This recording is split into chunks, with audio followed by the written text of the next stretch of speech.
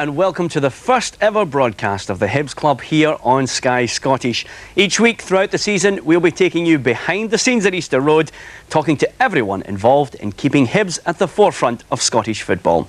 We'll see how the club operates on a daily basis, from training sessions with the players to how the business demands of a Premier League club are met. And of course we'll be hearing from the most important people of all, you, the fans. But first, what a start to the season. New players and a new impetus have combined to take Hibs to the top of the Premier League. What better way to start the Hibs Club than to take a look at how it's all happening on the park.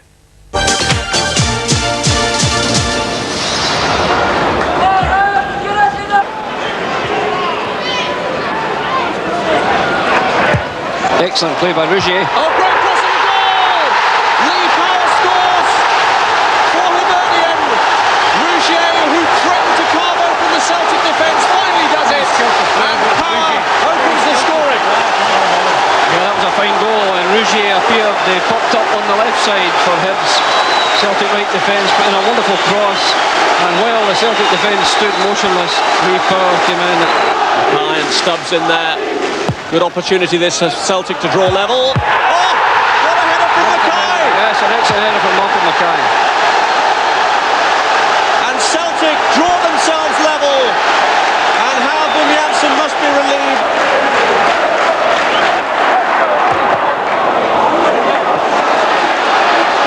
Charnley! Oh, what a strike!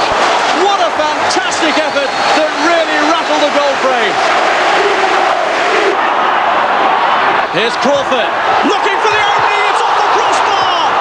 The second time in this match that Hibs have hit the woodwork. Henrik Larsson. Oh, given away. It's Chick Charnley! What a hit! What a fantastic goal! Chick Charnley, one-time Celtic fan, has hit a devastating blow. And it could mean a losing start to the season for the Glasgow Giants, but just look at the Hibs celebrations. Yeah, of all people to make of his stop, to give the ball to. Chick Charnley's the last one you want to give a free shot to from 22 yards.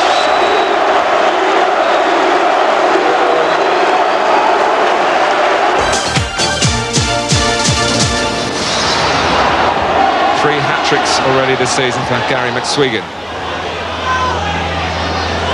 Thompson. That's good play from him, and he's put it on a plate for Robbie Winters. Dundee United take the lead, Winters the scorer, but the 18-year-old Thompson played a major part in the goal.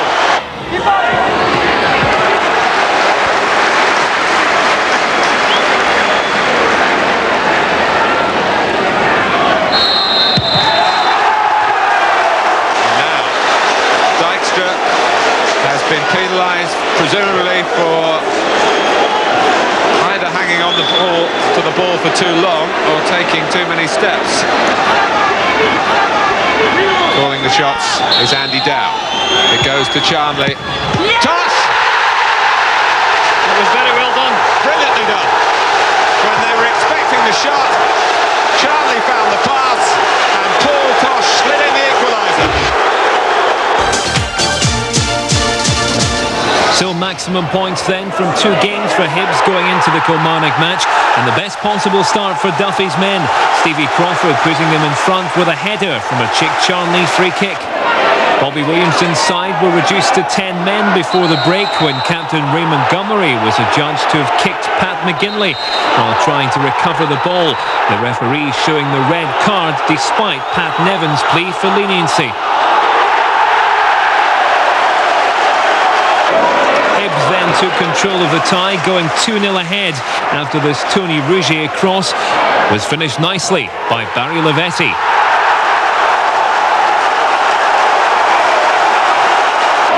It was Rougier who helped to create Hibs' third, the Trinidadian showing good pace and strength, and Martin Baker helping the ball into his own net, 3-0. Another Hibs contender for goal of the season now. Pat McGinley lobbing the ball from the halfway line over the head of Lekovic, who could do nothing to stop it, ending up in the back of the net. 4-0 it finished, and Hibs find themselves top of the table with 7 points.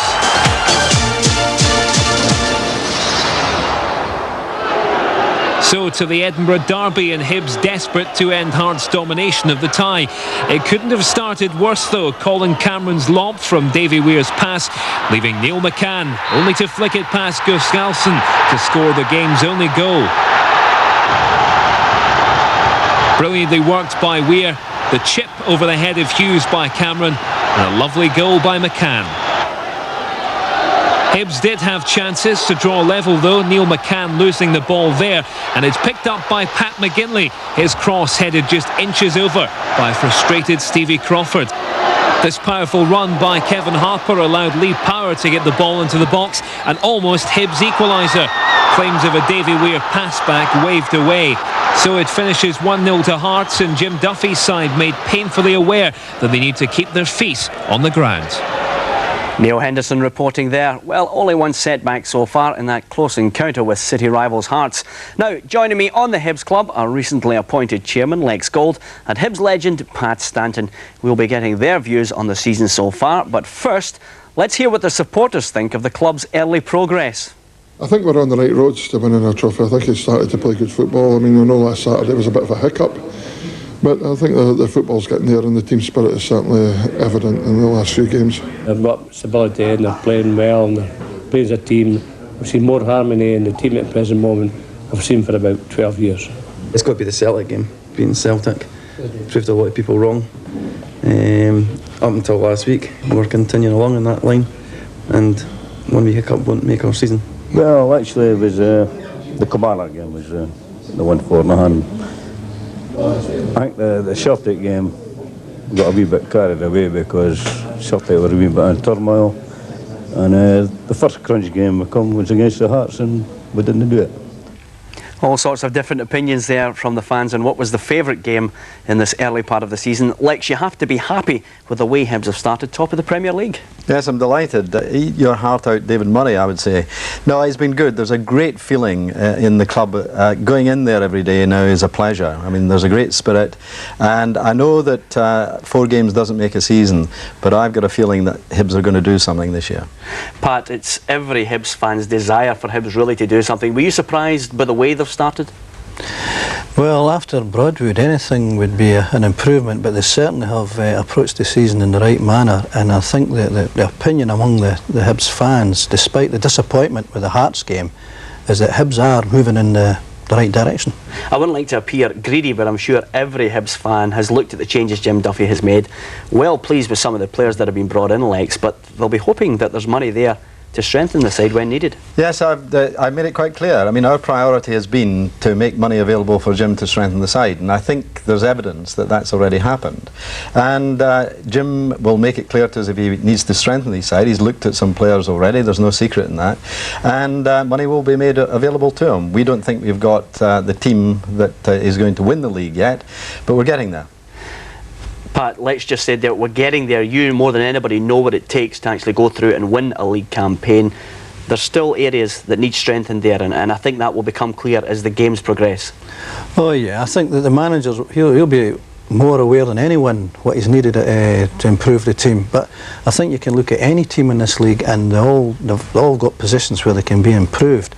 I think that the players that have come into Easter Road while Jim Duffy's been in charge have improved the team, and obviously his plans will be to improve the team even further. Well, thanks lads for the moment. There's lots more still to come on the first Hibs Club. Let's take a look at the lineup. Hibernian FC 1997. Jim Duffy's new players and his new team. Jean-Marc Bocco talks about his life, his music, his football and his new teammates. I met a lot of good players, a lot of good people in the club. And it's vintage Hibs from 1972. Stanton. It's a goal! Stanton scores!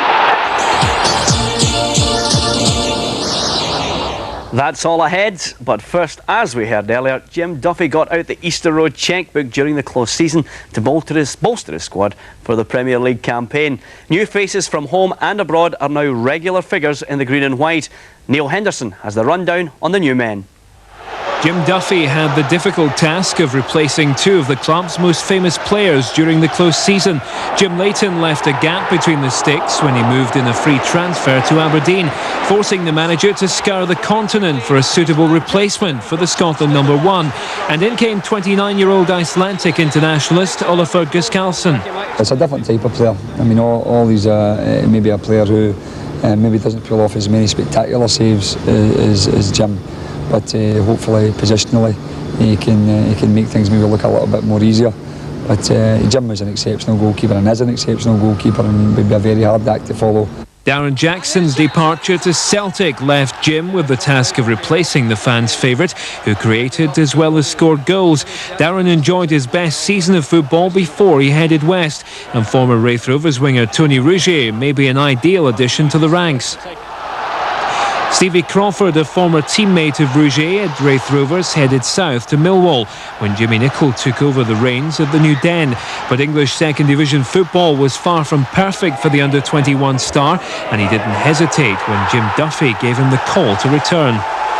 Like any new player coming to a club, he's got to find the right areas where to go in relation to the rest of his players. A couple of times I feel that he's been doing a little bit of work, too much work outside the box, and not getting himself into the areas.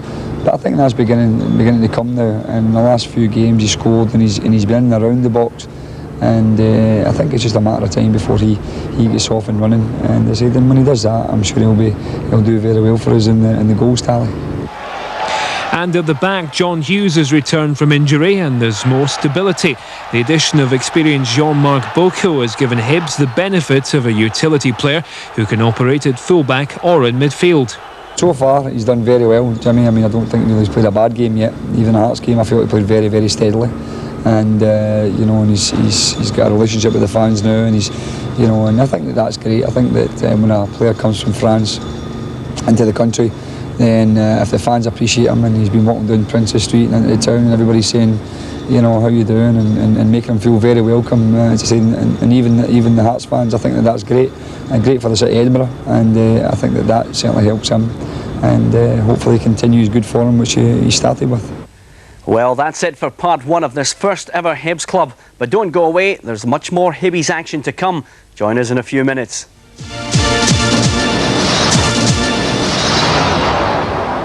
Welcome back to the Hibs Club. Each week we'd like to introduce you to the characters at Easter Road, and in our first face in the frame is one of the new men in the playing squad. We've been jamming with the reggae fan Jean-Marc Bocco, better known as Jimmy to the fans, about his life since coming to Edinburgh. I met a lot of good players, a lot of good people in the club. Everybody was friendly, and there is a very, very good atmosphere everywhere in the club. I thought that the level was not bad, but always kick and rush. But when I arrived here, I saw that there was a lot of good players, and the football is not like we think in France. Not a player, a team, because we lose against them, but we play a very good bad match. It was the team of Heart who play very well here, and against our team, I think we didn't do what we have to do on field, and it's why I think it's the best team I played for the moment. It's a very, very, very nice city. I saw a lot of good place. There are always a lot of people in the town, and I think I will pass a very good time in Edinburgh. I like very much reggae, but not only French music. A lot of music, but I hear a lot of reggae. Yeah. Italian food, African food, Indian food. I taste a lot of food coming from all the countries.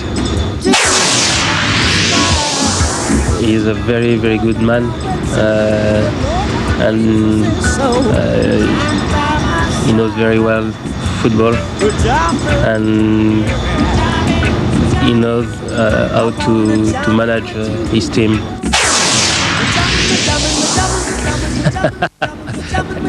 You know, I'm married. I'm married, and if you ask me that question, I can have some problem with my wife. But that seems to be beautiful. Jean-Marc sure to have a big influence on the team this season, and it's up to him and his colleagues to bring back the glory days. Well, there's no doubt tradition plays a big part in the club, and from time to time we'll be travelling down memory lane. To whet your appetite, let's go back to a famous day in 1972 and the scene of one of Hibs' greatest ever victories over Celtic in the League Cup final. Our guest Pat Stanton had a memorable part to play in that match. His reflections in a moment, but now let's see how Hibs lifted the trophy. And it's Celtic attacking the goal on the left.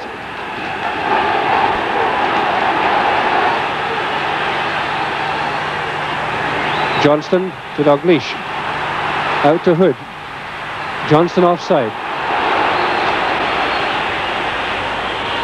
Another throw to Celtic. McCluskey tries a long one. McNeil again looking for it. The ball headed away there by Blackley. The first corner of the match to Celtic.